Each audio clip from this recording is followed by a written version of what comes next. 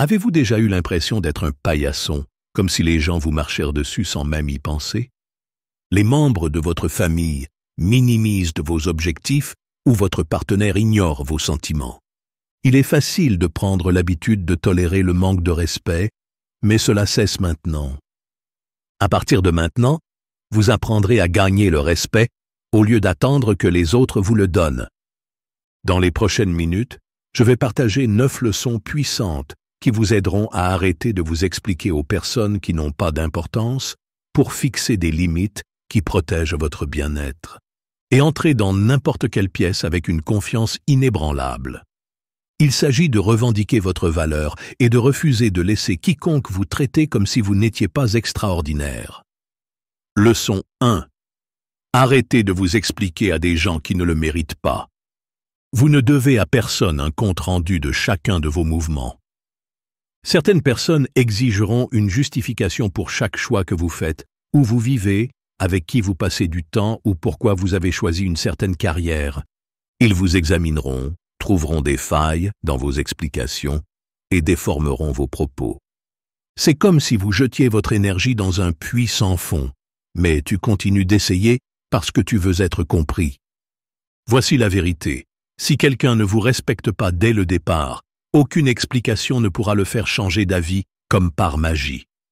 Il est épuisant et inutile de vous défendre contre ceux qui cherchent à vous mal comprendre. Qu'il s'agisse d'un ami qui ne vous écoute jamais vraiment, ou d'un collègue qui remet en question vos compétences à chaque fois, votre énergie est trop précieuse pour la gaspiller à justifier votre vie auprès de personnes qui refusent de voir votre point de vue. Sachez que les vrais supporters n'ont pas besoin d'un historique exhaustif. S'ils s'en soucient vraiment, ils vous accorderont le bénéfice du doute. Ils respecteront votre parcours personnel sans exiger une défense longue comme un essai. Des innovateurs légendaires, des géants de la technologie aux leaders des droits civiques, ils n'ont pas demandé l'approbation des sceptiques. Ils ont continué d'avancer, laissant leurs résultats parler d'eux-mêmes. Vous méritez la même liberté. Alors, la prochaine fois que quelqu'un vous coince avec un interrogatoire sur vos choix, n'oubliez pas que vous n'êtes pas obligé de vous expliquer. Déclarez simplement votre décision et passez à autre chose. Que votre silence affirme que vous refusez de participer au débat sur votre valeur. Cette confiance tacite inspirera davantage le respect que n'importe quelle dispute. Leçon 2. Fixez des limites comme si votre vie en dépendait. Si vous vous sentez surmené, sous-estimé et perpétuellement au bord de l'épuisement professionnel, c'est probablement parce que vos limites ne sont pas claires ou que vous ne les respectez pas. Les limites sont vos barrières personnelles. Ils font savoir aux gens ce qui est acceptable et ce qui ne l'est pas. Considérez-les comme un bouclier qui protège votre énergie et votre santé mentale. Sans limite, vous déroulez pratiquement le tapis rouge du manque de respect.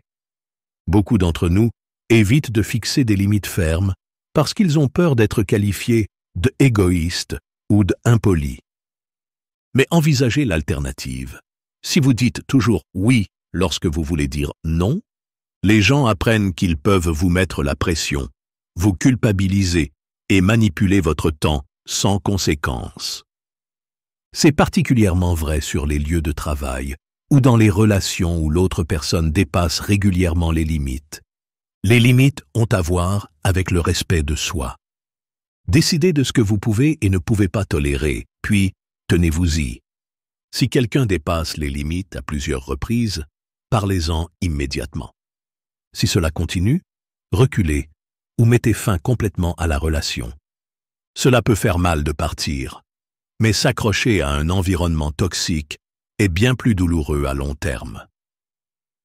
Lorsque vous êtes cohérent avec vos limites, 2 choses se produisent: ceux qui se soucient vraiment de vous les respecteront et ceux qui voulaient seulement utiliser disparaîtront. Oui, vous risquez de perdre certaines personnes. Oui, certains vous insulteront. Mais rappelez-vous, ceux qui vous laissent défendre votre paix n'ont jamais eu l'intention de la respecter en premier lieu. Leçon 3. Marchez comme si la pièce vous appartenait, même si ce n'est pas le cas. Vous l'avez vécu. Vous entrez dans un environnement inconnu et vous avez immédiatement l'impression d'être observé. Avant d'échanger un mot, les gens se font une impression en fonction de votre posture, votre démarche et même la façon dont vous tenez votre tête. La confiance, la vraie confiance, ne nécessite pas d'être la personne la plus intelligente ou la plus riche. C'est la façon dont vous vous présentez qui compte. Si vous arrivez en traînant les pieds, les yeux baissés et les épaules affaissées, tu dis au monde que tu n'es pas sûr d'appartenir à ce groupe. Mais lorsque vous gardez la tête haute et marchez avec détermination, vous annoncez silencieusement « J'ai parfaitement le droit d'être ici ». Cette approche n'est pas de l'arrogance. L'arrogance exige de l'attention. La confiance se gagne. Imaginez deux personnes qui entrent dans une réunion. L'une murmure une salutation timide, tandis que l'autre se tient droit, offrant une poignée de main ferme. Et ils parlent comme s'ils croyaient en ses idées. Lequel te souviens-tu? Lequel inspire le respect sans dire « respectez-moi ». Votre langage corporel parle souvent avant vos mots. Entraînez-vous à redresser vos épaules, à regarder les gens dans les yeux et à parler clairement. Si vous vous sentez intimidé, rappelez-vous que même les personnages ont dû commencer quelque part. Vous avez probablement eu des jours où vous ne vous sentiez pas à votre place. La différence est qu'ils n'ont pas laissé cela les empêcher d'agir comme s'ils appartenaient à ce groupe. Au fil du temps, agir comme si vous apparteniez à un groupe se transforme en une véritable prise de conscience de votre appartenance. Leçon 4. Arrêtez de rechercher l'approbation. Vous n'êtes pas pour tout le monde. Depuis l'enfance, nous aspirons à des étoiles d'or de la part de nos professeurs, de nos parents ou de nos amis. En tant qu'adultes, nous recherchons les likes sur les réseaux sociaux, l'acceptation de nos collègues et la validation romantique. Il est facile de croire que votre valeur dépend des applaudissements extérieurs. Mais cette recherche d'approbation vous transforme en métamorphe. Vous façonnez vos opinions, vos attitudes et même vos valeurs pour plaire à celui qui vous donne son approbation à ce moment-là. La réalité est que vous n'êtes pas pour tout le monde, et c'est parfaitement normal. Tout le monde n'appréciera pas votre humour, ne comprendra pas votre passion ou n'admirera pas votre éthique de travail. Certaines personnes pourraient vous qualifier de bizarre, trop bruyant ou trop silencieux. Essayer de plaire à tout le monde est un travail à temps plein sans avantage de retraite, et cela vous coûte votre authenticité. Vivre authentiquement signifie rester ferme dans ce que vous êtes, même si cela signifie que certaines personnes doivent déménager. L'ironie est que plus vous vous accrochez aux besoins de validation, plus les gens ressentent votre désespoir. En arrêtant de la poursuivre, vous attirerez naturellement ceux qui vous respectent pour votre authenticité. Lorsque vous sentez que vous avez besoin de validation, prenez du recul et demandez-vous « Est-ce que je respecte vraiment leur opinion ? Partagent-ils mes valeurs ou jugent-ils simplement à distance ? Il y a de fortes chances que l'approbation ne vaille pas les concessions que vous faites. Leçon 5. Utilisez le silence lorsque vous attendez une réaction. Toutes les critiques ne méritent pas une réfutation. Toutes les insultes ne valent pas votre énergie émotionnelle. Souvent, lorsque les gens vous manquent de respect, ils recherchent une réaction. Ils veulent vous rendre nerveux, vous voir transpirer ou vous voir plaider leur cause. Dès que vous mordez à l'hameçon, vous leur donnez exactement ce qu'ils voulaient, le contrôle de vos émotions. Le silence peut être bien plus puissant qu'une tirade en colère. Cela peut être plus révélateur que des pages d'arguments. En restant calme et posé, vous montrez au monde que vous êtes trop concentré pour être provoqué par de petites insultes. Imaginez qu'un collègue se moque publiquement d'une idée que vous avez partagée lors d'une réunion. Vous pouvez argumenter, élever la voix ou laisser le commentaire en suspens sans réponse. Peut-être que vous ferez juste une courte pause, offrirez un sourire neutre et passerez à autre chose. Cette réponse mesurée fait deux choses. Elle refuse à la personne la réaction dramatique qu'elle attendait et elle affirme subtilement votre confiance. Vous êtes tellement sûr de vous que les taquineries enfantines ne valent pas la peine. Le silence peut sembler inconfortable au début, surtout si vous avez l'habitude de vous justifier. Mais c'est précisément cet inconfort qui le rend si efficace. Le silence oblige les gens à se remettre en question, à se demander « Pourquoi ne répondent-ils pas ?» Il vous permet de garder le contrôle.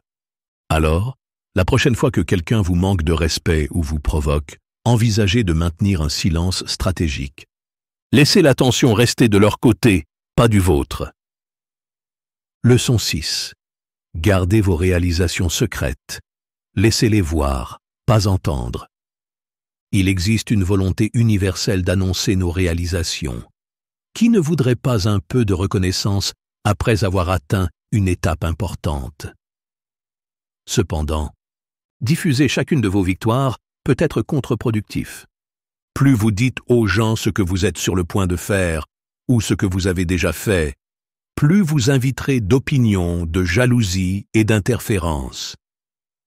Imaginez quelqu'un qui déclare à voix haute chaque objectif.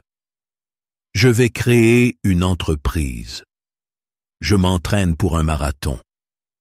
Je viens d'avoir cet énorme client. Ils peuvent le faire pour partager leur enthousiasme ou pour se remonter le moral, mais ils finissent souvent par faire l'objet d'un examen excessif ou de détracteurs qui analysent chacun de leurs faits et gestes. Au moment où ils sont prêts à finaliser leur réalisation, ils sont épuisés par les questions et les critiques. Lorsque vous bougez silencieusement, vous protégez votre concentration. Vous gagnez également du temps en n'ayant pas à justifier vos méthodes auprès de personnes qui pourraient ne pas avoir vos intérêts à cœur. De plus, l'élément de surprise peut être incroyablement puissant. Lorsque vous révélez soudainement votre produit fini ou votre objectif accompli, sans le long prélude, ceux qui vous entourent voient des résultats indéniables. La personne la plus bruyante dans la pièce n'est pas toujours la plus compétente. Parfois, il cherche juste de l'attention. Pendant ce temps, le travailleur silencieux est occupé à perfectionner son savoir-faire. Laissez votre succès parler de lui-même. Quand les gens demandent « Pourquoi ne nous avez-vous pas dit que vous travailliez sur ce projet ?»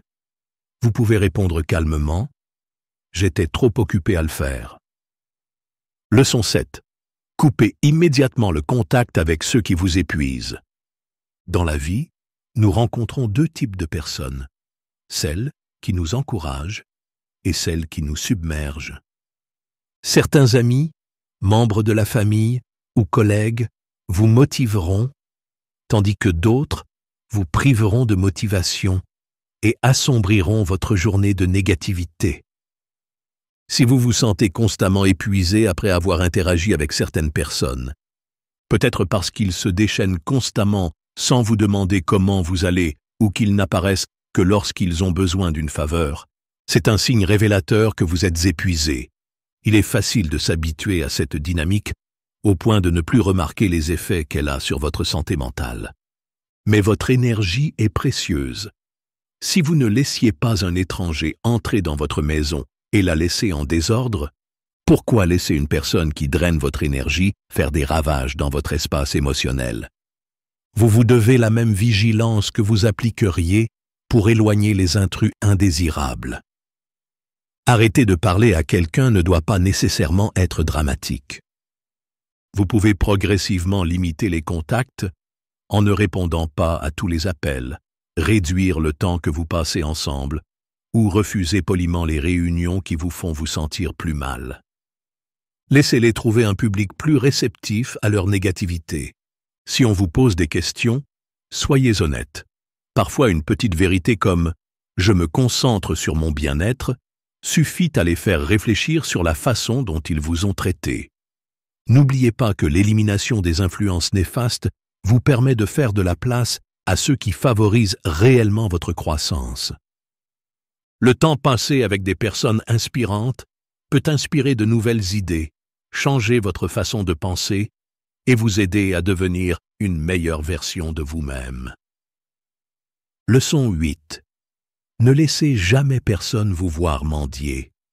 La mendicité est un moyen sûr d'indiquer une faible estime de soi. Qu'il s'agisse de demander de l'attention dans une relation, implorer le respect au travail ou rechercher sans relâche l'approbation de quelqu'un, cela communique que vous croyez qu'ils ont tout le pouvoir et que vous n'en avez aucun. Pensez à une situation dans laquelle votre partenaire commence à s'éloigner émotionnellement. Vous le sentez, alors vous redoublez d'efforts. Vous lui envoyez des textos sans arrêt. Vous lui demandez pourquoi il n'a pas de temps pour vous. Ou même proposez de changer ton comportement juste pour le faire rester avec toi. Ces propositions peuvent apaiser temporairement votre anxiété, mais elles éloignent souvent encore plus l'autre personne.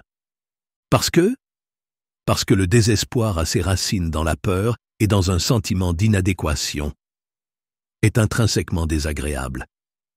Au moment où vous demandez de l'amour, de l'attention ou de la validation, c'est là que vous perdez le respect, les leurs et les vôtres. Pensez-y. Si vous croyez vraiment en votre propre valeur, vous comprendriez que quiconque ne la voit pas n'est tout simplement pas fait pour vous. La mendicité vise à forcer une dynamique relationnelle qui n'est pas mutuellement bénéfique. Il en va de même sur le lieu de travail. Si vous vous retrouvez constamment expliquer à votre patron pourquoi vous méritez le respect ou la reconnaissance de base, vous demandez quelque chose qui devrait être donné gratuitement à un membre précieux de l'équipe. En restant dans cette situation, vous envoyez un signal que vous allez tenir bon, même avec une considération minimale. Tu mérites mieux. Si quelqu'un veut quitter votre vie, ouvrez grand la porte et souhaitez-lui le meilleur. Si un employeur sous-estime vos compétences, recherchez un endroit qui valorise votre expérience. Ne vous abaissez jamais à mendier. Votre valeur